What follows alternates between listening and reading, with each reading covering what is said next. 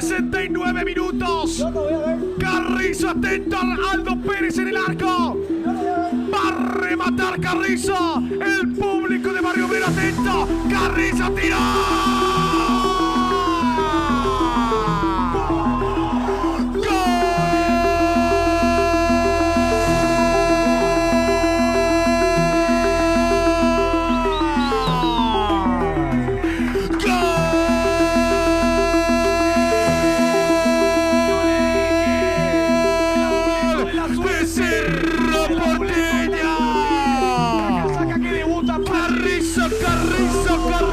Carrizo, gol de Cerro, señoras y señores.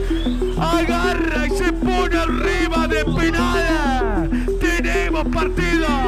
Cerro 3,